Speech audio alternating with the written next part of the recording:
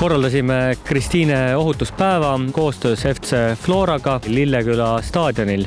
Ohutuspäev oli pühendatud sellele, et propageerida ja anda edasi teadmisi, kuidas ohutult käituda. Väljas olid erinevad organisatsioonid, kes ohutusest rääkisid, nii erasektorist kui ka riigi poolt. Väljas olid Politsei- ja Piirivalveamet, Autosõit OÜ, samuti Kristiine linnaosa valitsust, G4S, Punane Rist. Teemaks oli ohutusalane käitumine.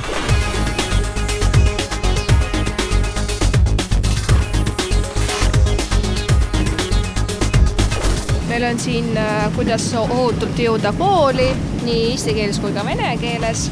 Ja siis, kui on kodudes probleemid, siis on kõik vajalikud numbrid siin olemas, nii politsei kui ka ohvriabi ja linnaosa valitsuse numbrid.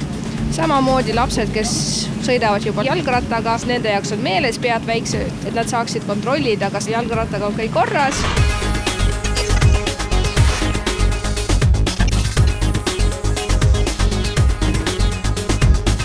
Kristiine linnaosas toimuvad erinevad üritused aasta läbi, nagu näete ka praegu sügisel, ja üritusi me oleme planeerinud selliselt, et need oleksid erinevas eas inimestele suunatud ja käesolev üritus oli pühendatud rohkem noortele ja peredele. Regulaarselt toimuvad üritused koolide ja lasteaedadega, kus samuti neile selgitame olulisi küsimusi. 4. novembril avame Kristiines Räägu pargis helkuri puu selleks, et propageerida helkuri kandmist. Igal ühel, kellel on helkurid üle, saab tulla Räägu parki ja jätta helkuri puu külge oma helkur, et jagada seda teistega, ja kui sul helkurit ei ole, siis sul on võimalik see sealt hankida. Ja üheskoos siis selgitame, kuidas turvaliselt kodudel liikuda, eriti sügisesel ja talvisel ajal, kui õhtud muutuvad pimedamaks.